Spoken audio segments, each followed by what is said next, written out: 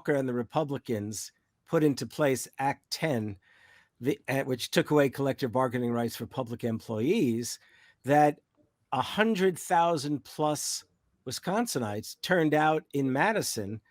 And to put it bluntly, we occupied the state capitol. It was nothing violent, very peaceful. And in fact, it was a real Wisconsin nice kind of takeover. And the graduate students at Madison, who were part of the original sort of public employees collective bargaining struggles, throughout the 70s and up until that time, they actually led the strike. And I mean, I was there one weekend, and it was just extraordinary. I mean, the Capitol was just filled. In some ways, this current set of strikes, which is not getting enough attention in the media. I mean, it's all but ignored, really, in the media. I mean, it's like almost a conspiracy of silence right now. Well, similarly, in 2011, there was essentially, in the wake of that, there was something of a conspiracy of silence because Occupy, which captured the public's imagination and the time on the air, sort of seemed to overwhelm what had happened just the previous spring. And I can tell you, I'm a little bit of, I grew up in New York, but I'm a bit of a Wisconsin chauvinist these days, not just for the Packers. The Wisconsin Rising actually should be the thing that people on the left embrace, because it was a classic case of labor and its allies, really turning out. I mean, seriously, over a number of weekends in the tens and if not more than 100,000. And we've just that sort of left us. And the more, if you like, anarchist version of the protests of that year in Occupy, I'm not denying their significance, but in fact, it's just literally blinded people to the fact that labor began that radical democratic year. Now, both moments of this is what democracy looked like essentially failed.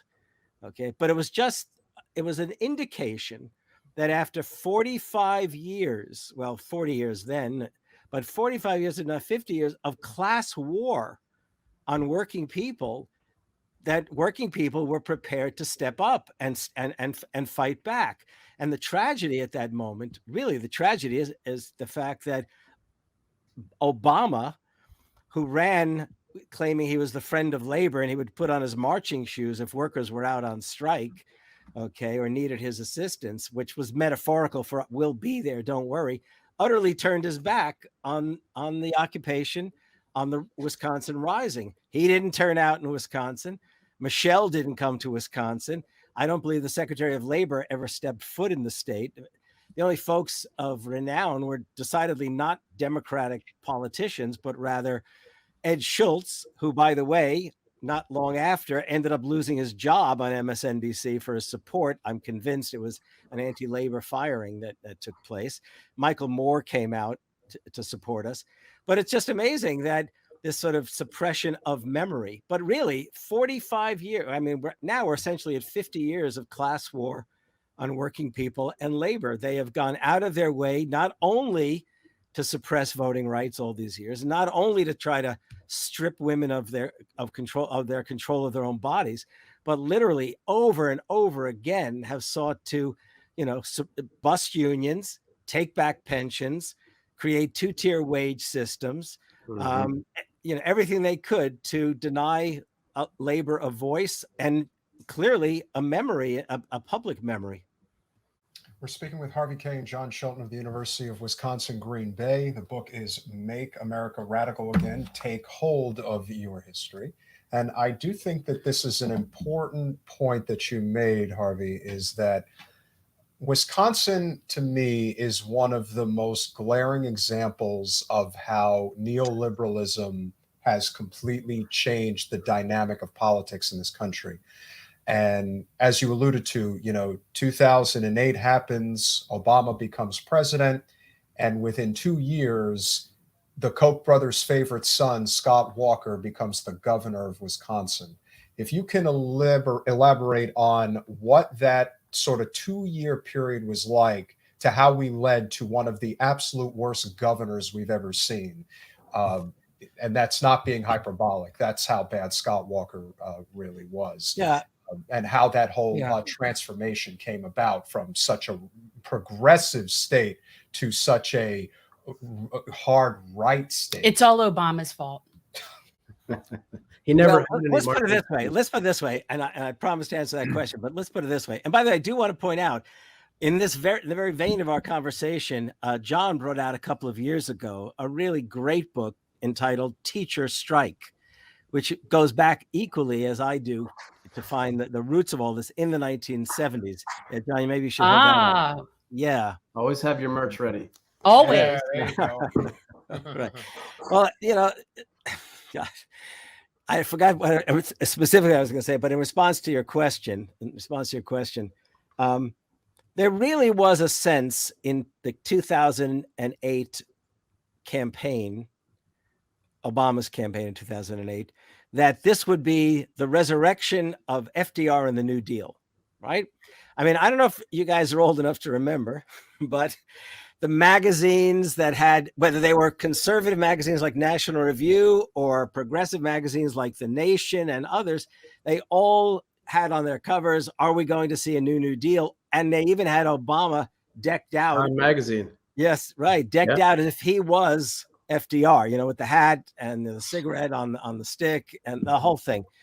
And Obama himself, speaking of neoliberalism, stood in a line of presidents. Look, Jimmy Carter was the first he's the father of neoliberalism, Jimmy Carter. Okay. The campaigns in the 80s were marked by that exact kind of politics. Bill Clinton was the champion neoliberal, joined by Hillary, obviously. Okay. And Obama it's like, Carter, Clinton, Obama. There you go. Well, so Obama becomes president, and people's expectations were really high. And you have to imagine that whether we're talking about union halls or university classrooms, people were ready to go to bat for a progressive set of initiatives. They were really expecting action. And what did we find? Well, first of all, we saw the Obama administration decide that there was only one question they were going to address, and that was the healthcare question, which, of course, they pursued, frankly, in a rather neoliberal fashion. Okay, they cut their deals with big pharma and the health insurance industry. In fact, the most telling thing is that Obama did what Clinton did back in the 80s. Basically, he negotiated with two senators.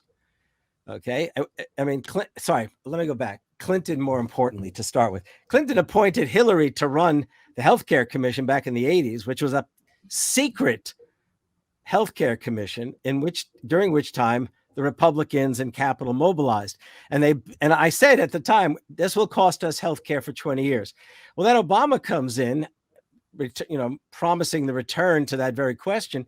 And what do we get? We get Obamacare, which, by the way, Romney Care. It's Romney Care. Yeah, Romney Care, right. And I can tell you that when it went before the Supreme Court, I was absolutely convinced the Supreme Court was going to find it unconstitutional. Frankly, I think it was an unconstitutional act. Okay, however, because national health care associated to Social Security would have been constitutional. But I don't know when before in the history of the United States, the Congress passes a law which essentially requires people to buy a private commodity from private corporations. Okay. So I just didn't expect it. Well, anyhow, besides the fact that he didn't even imagine the possibility of something like Medicare for all, he creates Obamacare, which compounds the crisis, except for two things. It lifts the age at, as we know, to 28 or 26, where young people can stay in their parents' plans. And also, of course, it covers pre-existing conditions, right?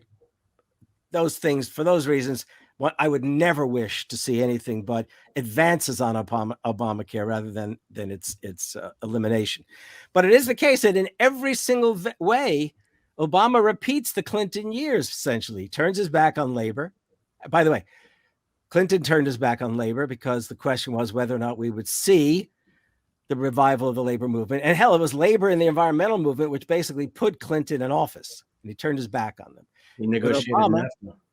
What's that? NAFTA. Oh, sorry. Yeah. Good. Yeah. I should be clear about Normal it. trade NAFTA. relations with China. Right, NAFTA. So then with Obama, of course, we see, well, we almost saw the TPP, right, the Trans-Pacific Partnership. But Not for along the lack way- of trying. not for lack of trying. We were, what was it? We were rescued by Trump. I can't believe I even said that. But if you think about it, the Obama years had raised people's expectations and dashed them one by one by one, over and over again. So here in Wisconsin, you've got this 2008 to 2010 period. Here in Wisconsin, the Republicans just went to war against labor. And what did they do? Well, for a start, they promoted this idea that public employees were essentially a spoiled class of workers, okay, because of the benefits and the wages. And they divided the labor movement in many ways between the classic private sector versus public sector. And Scott Walker never actually ran on the fact that he would pursue the breaking up of the labor movement in the state, but it was quickly the case that they were going to smash it through. And by the way, within a couple of years after Act 10 that stripped public employees of their collective bargaining rights, they turned the state into a full-scale right-to-work state, in other words, which... That's There us. it is. There it Yeah. is. Yeah, you know, it's funny. I used to, for about 10 years, from 2006 to 2016, I used to go down to Sarasota every year because there's a progressive veterans group in Sarasota called Veterans for Common Sense in honor of Thomas Paine's revolutionary pamphlet. And so, since Thomas Paine was my hero and I've written quite a bit about him, they invited me to come down and speak. And over again, this is almost embarrassing to report this, I was lamenting their state. I mean, they got cheated, right? They cost the whole country an election. You know, we The know hanging 2000. chads. They were Yeah. hanging chads. Yeah, and you know, I felt for my comrades who were constantly having to fight a battle that they had little chance of winning. And then it turns out that we became Florida of the North. Yeah. That's Can unfortunate. Can I add something real quick to what Harvey was Go just for it, talking John. about? Because I remember in 2008, and I've written about this recently, and I don't know if y'all remember this, but Obama, you know, when he was running in the primary against Clinton, he gave a speech in Janesville. It was in February of 2008. And in the speech, he basically said, for too long, you working people have, I mean, this was to GM workers, you know, and the plant would close a couple years after that. And he said, for too long, you've been the victims of bad trade deals. You've been the victims of a Washington, D.C. that doesn't care about you. You've been, you know, the victims of unresponsive politics. And Hillary Clinton is offering you. He actually criticizes Hillary Clinton for offering, you know, essentially the private healthcare plan that then became Obamacare, and said, you know, I'm going to do things differently. And he even said, I know you've been promised these things before, and I know that you're tired of hearing these promises, but you can bet that I'm going to do things differently because I have a background in community activism. And I remember watching this speech, and I remember at the time thinking, like, this is my guy. This guy is a progressive. This guy is a social democrat. I backed him in that election. And then he comes into office, you know, economic crisis, does very little, right? And then, you know, as Harvey pointed out, like a sort of a corporate healthcare plan, you know, does nothing to hold Wall Street accountable for wrecking our economy.